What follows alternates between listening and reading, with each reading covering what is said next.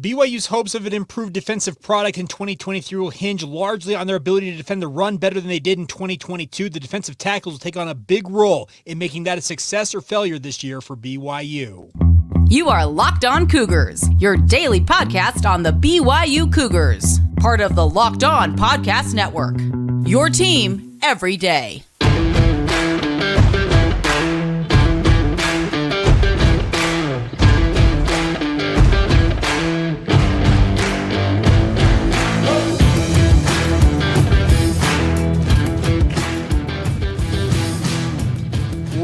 What's up, everybody? I'm Jake Hatch, your host here on Locked On Cougars, your resident BYU insider. Thank you for making Locked On Cougars your first listen today. Thank you to all of you who are everydayers with us here on the Locked On Podcast Network. By way of introduction, I guess in reiteration, we are your original daily podcast focused on all things BYU. And a big thank you for supporting us, whether you're watching this on YouTube or wherever you get your podcast and just listening to us in an audio format. All right, diving right in on today's show. We're getting near the end. Obviously, BYU training camp begins on Monday with players reporting to Provo, and then obviously practices beginning on Tuesday. We'll, of course, be out there, myself and all the other media corps from BYU, tracking all things. I think Tuesday will be the first media availability, but we've been doing over the past week and a half or so, looking at every position group, getting you ready for the upcoming training camp. I was getting you the names that you'll need to know, guys you want to keep an eye on, and the like. And today we flip back over to the defense, our final check-in on the defense, and we're going to talk about BYU's defensive tackle position. Now, we talked earlier on about BYU's defensive ends and had a great chat with Tyler Batty, caught up with him at Big 12 Media Days. Well, obviously, he's going to need guys that can play in front of him to lead BYU to the success, not in front of him, alongside him, I should say, if they want to have the success they're craving in 2023. Now, we all know the product on defense was poor in 2022, and to a man, based on the conversations I've had with folks around the program, and obviously talking to guys down at Big 12 Media Day, Ben Bywater and Tyler Batty, the most notable, they have insisted they want nothing more than to see their defense return to more of what it was in 2020 when they had a phenomenal year, obviously, helping BYU to that pretty gaudy record. And obviously, that's going to be something that's not necessarily going to come overnight. It's going to take a lot of work. It's going to take a lot of work in recruiting to bring in the right talent to it. But Jay Hill obviously has been tasked with getting BYU's defense to being back of more of what it was versus what it has been over the past two seasons. Now, defensive tackle is an interesting spot for BYU because the last few years for BYU, the defensive tackle position, they had a great player in Kairos Tonga who was just an absolute machine. He was just Iron Man out there, played seemingly every down, seemingly just made play after play, and has been richly rewarded with his time in the NFL, recently signing a contract extension with the Minnesota Vikings after joining them mid-season last year. He was a phenomenal football player for them. You also had guys like Zach Dodd and Bracken El-Bakri, who held down the defensive end positions for BYU on that defensive line. But once they all left, BYU kind of fell off a little bit when it came to their interior defensive line play. This year, I think BYU gets back to being more of what you saw with the Kairos Tongas of the world when BYU was at their best along that defensive front. The reason why I say that is because I think they've done a decent job via the transfer portal and also mining the junior college ranks to bring in guys who should be able to compete at both of those spots for BYU, speaking of the defensive tackle spots. Obviously, the graduate transfer coming from Boise State is Jackson Cravens. Comes to BYU with a bevy of experience, starting, I think it's 20 or 30 plus games during his time with the Boise State Broncos. Obviously, a guy who grew up literally down the street from BYU, having played his high school ball at Timpview. Jackson knows all about what BYU's all about. He's got good size for the position at 6'2", 305, and just his overall experience and the fact that he's played high-level football already should lend itself to him being a potential day one starter for BYU at defensive tackle. Now, the other names around him will be very critical as well because you can't just have one defensive tackle and rely on him like you did with Kairos Tonga because honestly, when Kairos went off the field, BYU struggled. They obviously need to develop depth around him.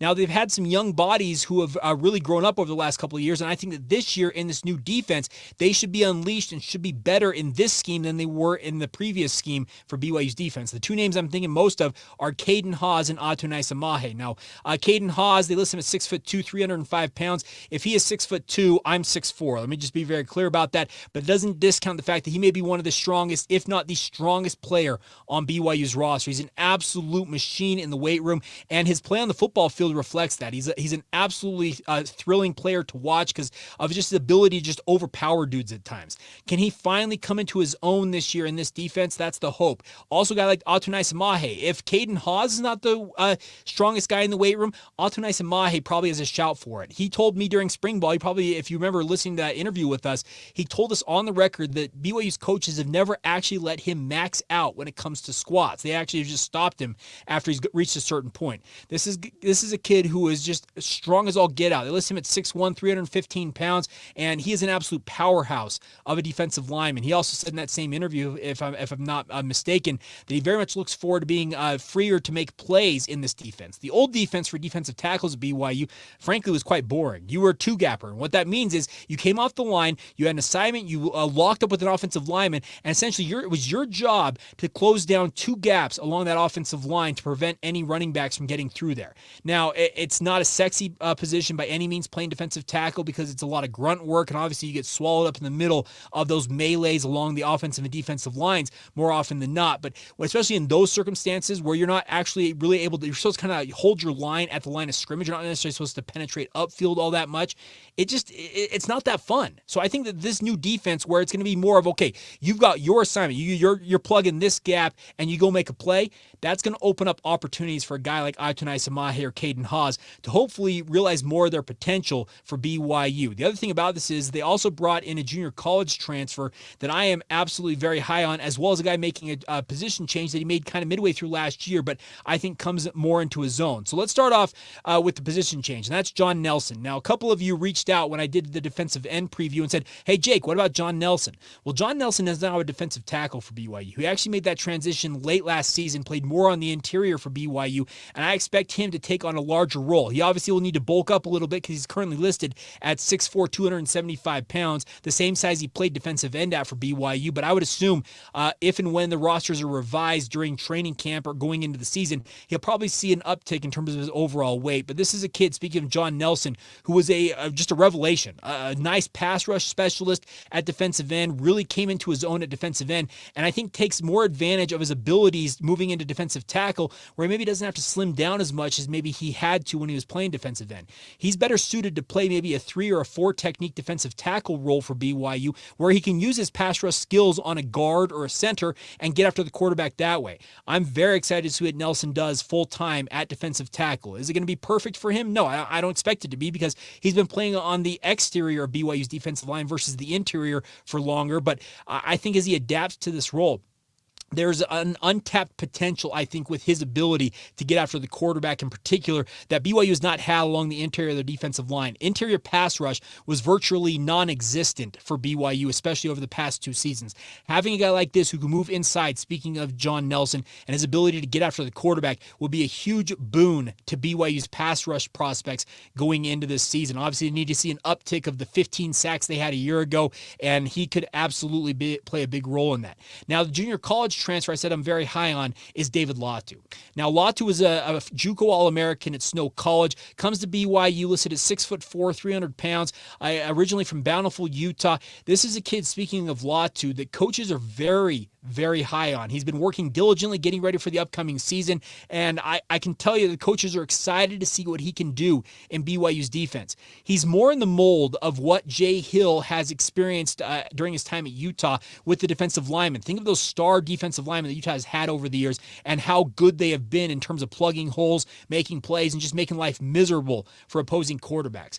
That is the goal here for a guy like David Latu to come in and have that type of an impact. It's not out of the realm of possibility that David Latu comes in having enrolled just earlier this summer and could start game 1 against Sam Houston State. He is truly that talented, and if he realizes what he's getting into, he picks up the playbook and the scheme and all that is entailed, all that it entails to be a starting defensive lineman and defensive tackle for BYU, there's no reason to think that he cannot be that starter for BYU along the interior. I could very well see a place where BYU starting defensive tackles game 1 are David Latu and Jackson Cravens, both of whom whom weren't on the roster as recently as December. So that is the positive if you're BYU is looking at this. The defensive tackle position has been reloaded in many ways via transfer and junior college signings, but at the same time, I think the holdovers, two of the stalwarts, speaking of Mahe, three of them actually, Mahe, Nelson, and Kaden Hawes, I think all three of them should see an uptick in their overall production for BYU as well, and that should give BYU a better chance at holding up, particularly against the run on defense, but then thereby also freeing up other players to make plays, thereby making BYU's defense even better than it was.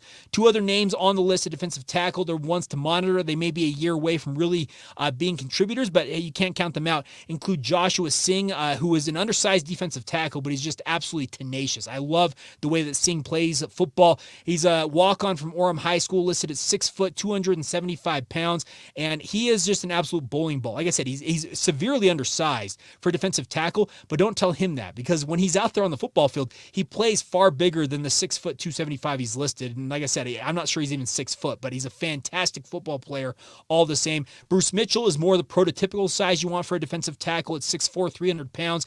Got thrown kind of to the wolves last year as a return missionary coming to BYU. Off of a mission, and they were kind of looking for any and all bodies who they could throw in and see how they did. And he had his moments. He had an ability, it seemed an adept ability to jump up and deflect passes, but far too often got too high with his leverage and got bowled over by opposing offensive linemen. And as the season wore on, you saw him play less and less. I think some injury issues also popped up during that time. But Bruce Mitchell, so long as he has got himself in shape and he is looking the part, there's no reason to think that he can't make a push for playing time, but he's going to be down the depth chart, it feels like, going into training camp. But the nice part is, Sione Puha, who played at a very high level, obviously at Utah as well as in the NFL, he knows what it takes to get high-level defensive play from defensive tackles because he did it himself. He's walked the walk that all of these young men have walked or are being asked to walk, and he can absolutely say, okay, when you do this, this is what's going to happen. And if I'm a BYU defensive tackle in particular, if Sione Puha says jump, I'm jumping, because that dude, like I said, knows exactly what it takes to be successful at a very high level, if not the highest levels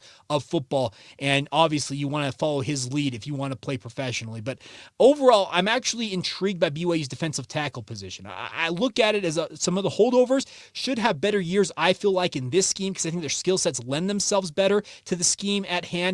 Whereas the new additions to the roster, most notably Jackson Cravens, as well as David Latu, I think are potential stars in this defense for BYU. Now, obviously, you got to go out there and put it together. They all got to get on the same page, working in concert with their teammates at defensive end, as well as being on the same page with BYU's linebackers. But the nice part is they already have a head start, having worked in spring camp with Sione Puha, as well as Jay Hill as being their defensive coordinator, and that should help them as they push forward now, getting ready for the upcoming season. And hopefully training camp gives us a better glimpse into, okay, exactly what the pecking order, the depth chart is going to be at defensive tackle. But I think you're at least 4 deep with intriguing bodies, if not 5. And the nice part is there are bodies beyond that who will push for playing time. And that iron sharpens iron moniker should help BYU's defensive tackles be better this fall.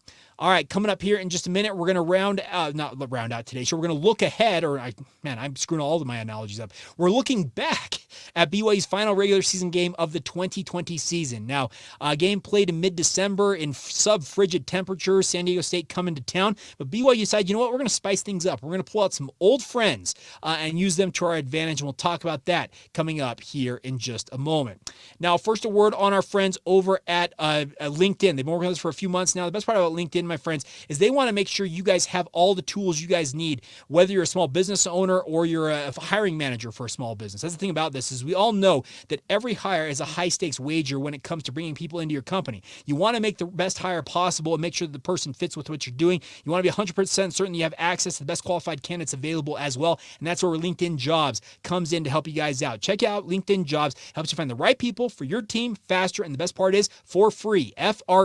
Heard that right. Go profile, then add your job in the purple hashtag hiring frame to your LinkedIn profile to help spread that word that you're hiring. They feature simple tools like screening questions, making it easy to focus on the candidates with just the right skills and experience so you can quickly prioritize who you'd like to interview and ultimately hire. And that's why small businesses are rating LinkedIn Jobs #1 in delivering quality hires versus leading competitors. So go to LinkedIn Jobs and get started today. LinkedIn Jobs wants to help you find the qualified candidates that you want to talk to faster. Post your job for free at linkedin.com/lockedoncollege. That's linkedin.com/lockedoncollege. Post that job for free. Once again, terms and conditions apply. Thank you once again for making Locked On Cougars your first listen of the day. Coming up on tomorrow's show, we round out our position previews and primers by taking a look at BYU's running back position. It's the final one we have not talked about. Two transfers into the program, and Aiden Robbins and Deion Smith. Are they going to be the thunder and lightning package that BYU fans want to see out there on the football field? We'll talk about that on tomorrow's edition of Locked On Cougars. And also, by the way, it is going to be a mailbag Friday. So if you've got questions, I did not address them last week. I had a little bit of a snafu with some of the equipment. So if you have questions that are holdovers from last week or new questions this week, please send them in. We'd have nothing more than to address them on that mailbag edition of the podcast. All right. So the 2020 season wrapped up on a frigid night in Provo, Utah, as number 14 BYU coming off a loss to Coastal Carolina. They were 9-1, not necessarily feeling as good about themselves as they probably would have had they beaten Coastal Carolina, but they came back home and hosted San Diego State in the regular season finale. Now, this game was played on December 12th. It was absolutely frigid out there at Lavelle Edwards Stadium, and BYU, obviously, that season, nothing was normal, and BYU was trying to find ways to keep things fresh, obviously, as they continue to push, hopefully, for a postseason berth that was better than what they ultimately received in the Boca Raton Bowl. But nonetheless, BYU decided, you know what we're going to do? We're going to pull out those blackout uniforms we wore way back in, was it 2014? They hadn't been out of the closet quite literally in years, but BYU pulled them out, had to, I guess, sew some numbers on certain jerseys, I'm sure, to make sure that the roster was up to date. Nonetheless, they were kind of outdated, but the thing about it is the look. That was the best part about it. The look was phenomenal. Now, BYU had the blackout helmets with it, and BYU took the field that night, and the whole adage, look good, feel good, play good, well, it applied in that game for BYU. Zach Wilson completed 26 of 35 passes for 303 yards and 3 touchdowns in the win. Dax Milne had a touchdown receiving in this one, and BYU just took it to San Diego State. It was a workmanlike win for BYU. They were up 14-7 at the end of the first quarter. San Diego State was up 14-7 at the end of the first quarter. BYU rallied then from there on out, scoring all of their points, all of their other 21 points unanswered the rest of the way as BYU got the win. And the nice part about it was kind of a workmanlike win because BYU, I'm sure, was feeling down about themselves in this game, but they just didn't let it really affect them. That was the nice part about it, is BYU just kind of went out and handled their business and got the win, even though they ran for just 81 yards against a fairly stingy San Diego State defense. They get the win, they push their record to 10-1, and then obviously they awaited their bowl destination, which we all found out later was the Boca Raton Bowl. And we'll round out the 2020 season by talking about that Boca Raton Bowl and how phenomenal of an effort it was for BYU, especially considering some of the personnel losses they had going into that game. They had personnel losses earlier on in the season due to COVID-19, just the screwy nature of that 2020 season. But the bowl game itself, it was a crazy, crazy time, folks, and I'll explain more about it because I made the trip to Boca Raton for that bowl game, and I'll talk about a little bit how I found out about certain things about BYU in that game. But the nice part was they did not let that loss to Coastal Carolina hang over their heads, and that very easily could have been something that BYU could have done, could have affected them, and obviously affected the rest of their season had they allowed it to linger. But to that team's credit, speaking of Zach Wilson and some of the other leaders on that team, they refused to let it linger, and they just moved on and said, you know what? San Diego State's a middling team. They were 4-3 on the season coming into this game. We're just going to go out and do our thing. And the nice part was BYU took care of business, gets that win 28-14, and then they're ranked in the top 15 as they went into bowl season, ultimately getting picked to play in the Boca Raton Bowl against UCF, obviously now a member of the Big 12 Conference alongside BYU, but they would renew acquaintances they had played earlier on in Independence and home series, and we'll talk about what happened in that bowl game coming up on tomorrow's edition of the podcast. Now, we're going to finish out today's show. I had a couple of things I was pointed out to me earlier this week by a good friend, and it indicates that BYU is starting to spend a little bit of their cash. It's going to be coming their way via the Big 12. We'll talk about that coming up here momentarily as we continue on right here on Locked On Cougars. Today's show is brought to you by our friends over at Perry Homes. Whether you're looking for your first home or you're ready to upgrade to your dream home, Perry Homes has a house for you, my friends. For 50 years, Perry Homes has been Utah's premier home builder with many communities throughout the state. They have communities, home designs, and price points, all designed to help meet your needs as a homeowner. They have beautiful communities in Davis, Salt Lake, Tooele, and Utah counties. They also have multiple communities in Washington County near St. George as well. They offer over 50 unique home designs, from ramblers to 2 stories to townhomes as well. They even have quick move-in homes if you're available to move and ready to make the move right away. They're offering generous financing incentives to their preferred lenders right now as well to help you guys with the wild interest rates that are out there as well. So visit PerryHomesUtah.com to see what's new in Utah's finest neighborhoods. That's PerryHomesUtah.com to learn more now. Check it out. That's PerryHomesUtah.com. Once again, for 50 years, Utah has been coming home to Perry Homes. Thank you once again for making Locked On Cougars a part of your routine, everybody. If you saw a little blip there and you heard a blip on the podcast feed, as I was finishing that final ad read, my phone literally started buzzing as if I was getting a phone call. So I'm like, okay, what's going on here? So I had to edit this a little bit, but crazy news. This is literally happening as I am talking about this. Colorado has scheduled a board meeting. They already finished one, apparently, just recently, as of minutes ago, quite literally, as of when I'm recording this podcast. This happening on Wednesday afternoon is when I'm recording this edition of the podcast. And apparently, Colorado is in discussions with the Big 12 on a potential move to join the Big 12 conference, returning home to the conference. It called home for 6 decades. They were original members of the Big 8, the Big 12 when it was formed in the 90s. Obviously, they exited the Big 12 to join the Pac-12 back in 2010. Crazy times, my friends. So get ready. Buckle up. It is going to get a little hairy here. It sounds like today, Thursday, whenever you listen to this, deal could be done. Another meeting scheduled for today between Colorado and its board. The Big 12 is supposed to have a meeting of its presidents and chancellors. Of course, C. Shane Reese, BYU's president, will be part of that to talk about potentially Colorado joining the conference. There's a lot going on here. Now, Jason Scheer from Wildcat Authority, covering the Arizona Wildcats, and I got to give Jason credit. He has been fighting a fight with multiple other Pac-12 media personalities, saying that expansion is coming. It's speaking of the Big 12 and schools leaving the Pac-12 to join the Big 12. And he had guys like John Canzano and John Wilner essentially trying to browbeat him and tell him, no, that's not happening. Well, guess what? There's going to be a lot of egg on a lot of people's faces in this, my friends. So he says this: Colorado is likely to move within the next 48 hours, this coming on Wednesday. So as soon as Friday, this could be a done deal. He says also there's another school in the Pac-12 beyond the rumored 4 corners that will surprise people and is seriously contemplating a jump to the Big 12. Oregon? Washington?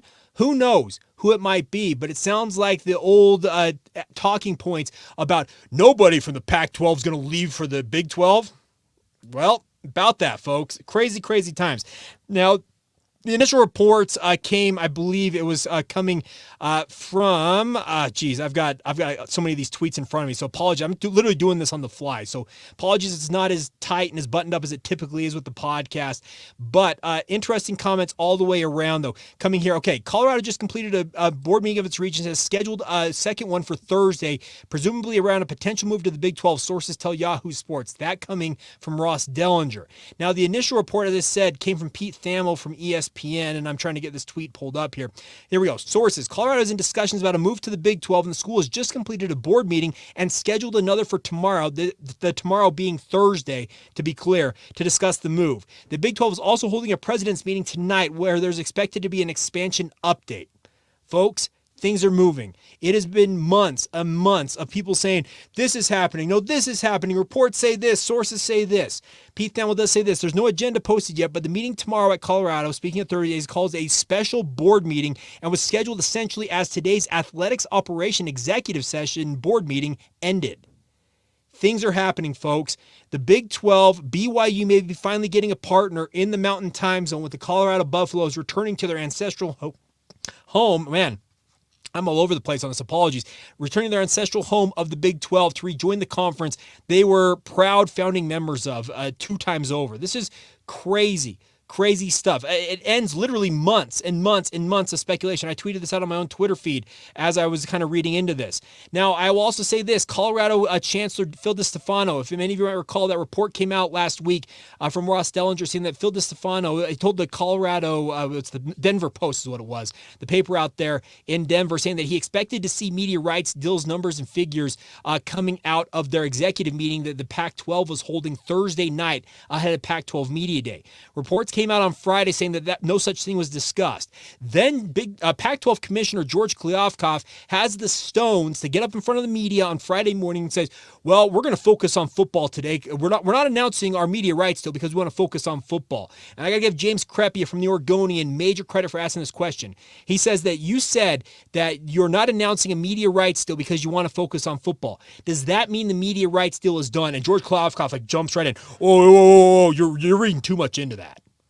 Was he? Because things are happening, folks. The Pac-12 may be crumbling right before our very eyes, or at least another massive round of conference realignment. How many schools can the Big 12 now scoop up? Could they go get Oregon? Could they get Washington? Could Utah finally hold their nose and have to jump into the life raft that is the Big 12 and rejoin BYU in the same conference? Crazy things are happening, folks, and get ready for it. It sounds like today, Thursday, when you're listening to this, could be a very, very pivotal day in the next round of conference realignment. Too much smoke was out there already, and now it's just getting even thicker and thicker, and it's crazy times out there. And don't be surprised if you start to hear a lot of stuff coming out, because it's been months and months and months of this. The Big 12 has been after Colorado for quite some time. I've had so many people on my radio show on the KSL Sports Zone saying all kinds of things about what they think is going to happen. But for the Pac-12 to have been as obstinate as they were, saying that nobody's going to leave the Pac-12 for the Big 12, that was just so short-sighted. Colorado's been setting the table for this for months now. Phil DeStefano, the chancellor from Colorado, set the table for what's happening right now last week when he told the Pac-12, you better give me some numbers. I need to know what I'm looking at because I am one of the voting members of this conference. I need to know what kind of money my school is looking at. And I'm taking it, and this is just my speculation, is that when that was not discussed during that Pac-12 executive meeting, he probably walked out of there, called his AD and whoever else, the chancellor, the university leadership, the regents at Colorado, and said, hey, we need to talk. Because he knows what the Big 12's got. There is a pro rata clause with the Big 12 conference media rights deal that if a Power 5 member joins that conference, they get the same cut of pie. The pie essentially expands to give what would be projected a $31.5 million payday to that member. So I'm just reading the tea leaves here. The Pac-12 doesn't have anywhere close to a deal, and George Kliavkoff has been stringing people along and saying patience is going to pay off. We're going to get things figured out. Colorado's calling their bluff. The Buffaloes are saying either you put up or shut up, and we're going to make our move, and we're doing what's in our best interest. There are a lot of dominoes that are going to fall here, folks. I don't mean to sound too over the top about this, but the next major round of realignment, even if it is a new round of realignment, whatever you want to term it, it's here. And it's happening. And as Jason Shear reports, the next 48 hours could absolutely be pivotal. Colorado could make that vote and say, hey, we're members of the Big 12 now. That drops the Pac-12 to 9 schools. Does the Pac-12 have to act almost immediately and go and beg and plead and try and get San Diego State to join the conference? Do they go grab SMU? Do other schools from the Pac-12 follow Colorado's lead and walk right out the door on George Kliavkoff in the Pac-12? We could see some really crazy times coming up in very short order, so get ready for it. And like I said, that stuff started breaking. My phone started buzzing with texts from people almost as soon as I finished that ad read earlier on. So crazy times, all things considered, and who knows where things are going to go with this. But get ready. It appears that some wild times could be in the near future. And that's, hey, other thing about this, exciting times for BYU. That's what was related to BYU. It gets another member, speaking of Colorado, in the Mountain Time Zone to help kind of offset some of the late night kickoffs for BYU. It also brings a natural geographical rival with Colorado and BYU if this ultimately does go down. The Buffs and the Cougars squaring off. The hashtag Rumble in the Rockies that Utah and Colorado have had for the past 13 years. Well, could that just be transferred to BYU? Well, very well could be that case. So wild wild stuff. Like I said, I was like, oh, okay, I got to talk about this and pivot a little bit. But hey, things are happening, folks. Get ready. It could be a pretty wild few days here. And of course, we'll keep you up to date on anything going on that we hear / what's reported. Friday, the next podcast coming up tomorrow should be a little bit of a doozy, so get ready for that. But nonetheless, crazy times on the Big 12 expansion front. And the Colorado Buffaloes could be coming back home to the Big 12 as soon as today, tomorrow, next week. Get ready for it. Should be a lot of fun. All right. That's going to do it for now. That's all the information I have as of the recording of this podcast. I do have an RSL game I've got to go do for the KSL Sports Zone. So follow me on social media, obviously. So this might be a tad bit dated by the time it gets out to you guys, but nonetheless, a big thank you to all of you for your support. Thank you for making Locked On Cougars your first listen today, bringing you breaking news as it happens, quite literally, with this edition of the podcast. And a big thank you to all of you who are everydayers with us here on the podcast. Until tomorrow, my friends, this has been the Locked On Cougars podcast. Crazy times. See ya.